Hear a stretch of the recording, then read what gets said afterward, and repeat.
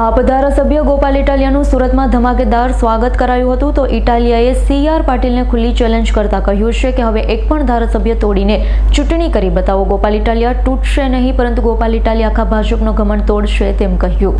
વિસાવદરમાં પ્રચંડ જીત મેળવ્યા બાદ આજે આમ આદમી પાર્ટીના ધારાસભ્ય ગોપાલ ઇટાલિયા સુરત પહોંચ્યા.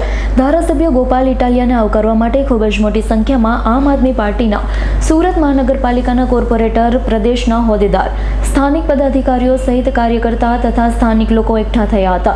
તમામ લોકોએ ધારાસભ્ય ગોપાલ ઇટાલિયાનું ખૂબ જ ઉત્સાહભેર સ્વાગત કર્યું. એક વિજય રેલીનું પણ આયોજન કરવામાં આવ્યું. ત્યારબાદ ધારાસભ્ય ગોપાલ ઇટાલિયાના સન્માનમાં અને વિસાવદરના લોકોનો આભાર વ્યક્ત કરવા માટે કાર્યક્રમનું આયોજન કરવામાં આવ્યું હતું. કાર્યક્રમમાં આમ આદમી પાર્ટીના ધારાસભ્ય ગોપાલ ઇટાલિયાની સાથે સાથે પ્રદેશ સંગઠન મહામંત્રી મનોજ સોરઠિયા, પ્રદેશ મહામંત્રી રાકેશ હિરપરા, શહેર પ્રમુખ મહેન્દ્ર નાવડિયા, જૂનાગઢ જિલ્લા પ્રમુખ હરેશ શાવલિયા, પ્રદેશ સંગઠન મંત્રી રામ ધડુક, પૂર્વ વિપક્ષ નેતા ધર્મેશ ભંડેરી, સુરત લોકસભા ઇન્ચાર્જ રજનીકાંત વાઘાણી, કામરેજ તાલુકા પંચાયત વિપક્ષ નેતા JD કથિરિયા, સુરત મનપાના કોર્પોરેટરમાં વિપક્ષ નેતા પાયલ સાકરિયા, મહેશ અણધણ, રચનાબેન હિરપરા, વિપુલ સોહાગિયા, મનીષાબેન કુકડિયા, કુંદનબેન કોઠિયા, સેજલબેન માલવિયા, જીતુ કાછડિયા, ડોક્ટર કિશોર રૂપારેલિયા, શોભનાબેન કેવડિયા, દીપ્તિબેન સાકરિયા, સોનલબેન સુહાગિયા, પ્રદેશ મંત્રી સુરેશ માલવિયા, સુરત શહેર મહામંત્રી તુલસી લાલૈયા, ઘનશ્યામ વાઘાણી, યુવા મોરચા પ્રમુખ પંકજ ધામેલિયા, મહિલા મોરચા પ્રમુખ નીતાબેન પટેલ, જયશુભાઈ પાગડાળ સહિત સોશિયલ મીડિયા ટીમ, પ્રદેશ પ્રવક્તા ચિત્રેશ અનાજવાલા ઉપસ્થિત રહ્યા. કાર્યક્રમમાં આમ આદમી પાર્ટીના ધારાસભ્ય ગોપાલ ઇટાલિયાએ પોતાની વાત રજૂ કરતા જણાવ્યું છે, વિસાવદર, ભેસાણ, જૂનાગઢ ગ્રામ્ય વિસ્તારના લોકોએ મારા જેવા સામાન્ય ઘરના વ્યક્તિનું માન વધારવાનું કામ કર્યું છે. મારા જેવા નાના વ્યક્તિ અને એક નાની પાર્ટીને વિસાવદરના મતદાતાઓના આશીર્વાદ આપી ફક્ત ગુજરાતમાં જ નહીં પરંતુ આખા દેશમાં ચમકાવવાનો એક મોકો આપ્યો.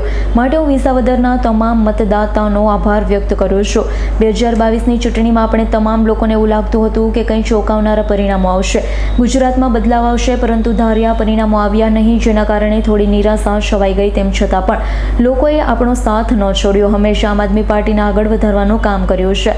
તમામ લોકોને યાદ રાખી આજે આપણે વિસાવદરની જીતની ઉજવણી કરીશું, કારણ કે એ સમયે જો આપણે હાર ન પચાવી શક્યા હોત તો આપણે હાલ આ ઉજવણી પણ ન કરી શક્યા હોત.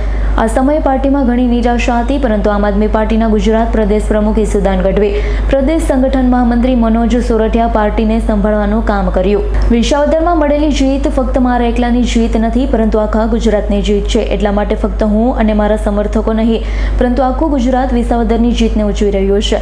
સામાન્ય રીતે ચૂંટણીના પરિણામો આવ્યા બાદ સાંજના 7 વાગ્યા સુધીમાં અથવા રાત સુધીમાં બધી ઉજવણી પતી જતી હોય છે. બીજા દિવસથી રાબેતા મુજબ કામ શરૂ થઈ જતા હોય છે, પરંતુ વિસાવદરની ચૂંટણીમાં જીત મેળવ્યા બાદ ગુજરાતની જનતાનો હરખ સમાતો નથી. માટે હજુ પણ એક અઠવાડિયા બાદ પણ ચારેય બાજુ ઉજવણીઓ ચાલી રહી છે. વિસાવદરના લોકોએ જે દીવો પ્રગટાવ્યો છે તેનો પ્રકાશ ગુજરાતના ખૂણે ખૂણે પહોંચી રહ્યો છે. કેટલાય લોકો નિરાશ થઈ ગયા હતા, તેમના સપનાઓ તૂટી ગયા હોય તેવું તેમને લાગતું હતું. આ સમયે વિસાવદરે ચમત્કાર કરી બતાવ્યો. ગોપાલ ઇટાલિયા તૂટશે નહીં પરંતુ ગોપાલ ઇટાલિયા આખા ભાજપનો ઘમંડ તોડશે. તે વાતની ખુશી ગુજરાતના તમામ લોકોને છે. તો વધુમાં કહ્યું હતું, CR પાટીલ હંમેશા ઉપાડો લઈ નીકળ્યા હોય છે કે ક્યાં ધારાસભ્યને તોડું, પરંતુ હવે મારી CR પાટીલને ખુલ્લી ચેલેન્જ છે કે હવે ગુજરાતમાં એક પણ ધારાસભ્ય તોડીને બતાવો, પછી ત્યાં ચૂંટણી કરાવો, પછી જુઓ શું પરિણામ આવે છે.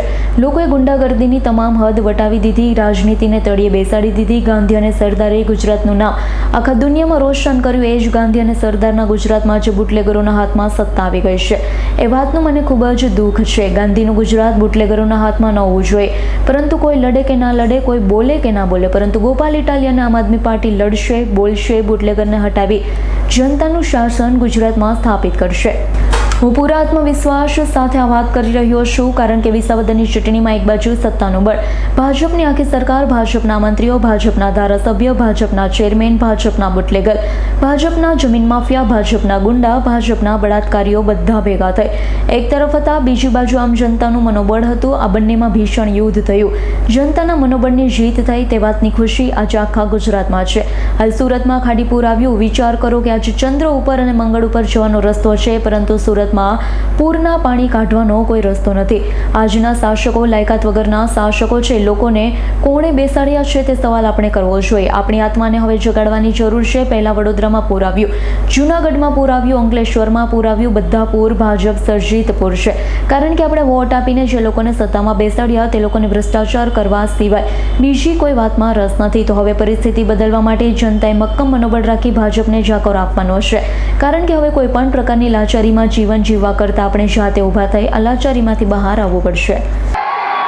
સીઆર પાટીલે ગુજરાત આખામાં ઉપાડો લીધો કે ધારું એને તોડું, ધારું એને પક્ષ પલટો કરાવું, ધારું એને જેલમાં પૂરું. દોસ્તો સીઆર પાટીલે ઉપાડો લીધો. અહીંથી ધારાસભ્ય તોડું, અહીંથી તોડું, ત્યાંથી તોડું, ઓલાને લઈ લઉં, આને લઈ લઉં, આને લઈ લઉં. ગોપાલ ઇટાલિયા સુરતની બજારમાં ઉભો રહે ચેલેન્જ મારે છે કે સીઆર પાટીલમાં દમ હોય તો હવે પછી ગુજરાતનો એકેય ધારાસભ્ય તોડીને ખાલી ચૂંટણી કરી બતાવે. હું જોઉં છું કોણ છે. હવે પક્ષ પલટો કરાવે અને ચૂંટણી લાવે, પેટા ચૂંટણી ગુજરાતની ગમે સીટ ઉપર સીઆર પાટીલ સામે મરણો મારી દો. દોસ્તો ગુંડાગીરીની હદ વટાવી પાટીલના કામમાં. દોસ્તો રાજનીતિને ખાડે લઈ જવાનું, તળિયે લઈ જવાનું કામ આ સુરતની ટોળકીએ કર્યું. દોસ્તો મને એ વાતનું એટલું બધું દુઃખ છે એ વાતનું કે આમ ન હોય. આ ગુજરાત સરદાર પટેલ, મહાત્મા ગાંધી જેવા પુરુષોનું ગુજરાત છે, જેણે આખી દુનિયાને દિશા બતાવી. ગાંધીજીએ સત્યાગ્રહનો, અહિંસાનો, લોકશાહીની લડત લડવાનો રસ્તો આખી દુનિયાને બતાવ્યો. એ ગાંધી આપણા ગુજરાતના. જે સરદાર પટેલે માણસને બળુકો બનાવવાનું કામ કર્યું, ખેડૂતો માટે સત્યાગ્રહ કર્યા, સરદારનું બિરુદ મળ્યું ખેડૂત માટે લડતા.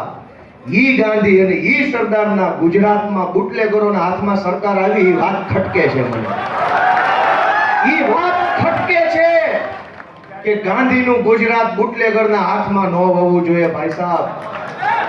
અને અમે હાથ ઉપર હાથ રાખીને નિરાશ થઈને બેસી રહેવા વાળા માણસો નથી.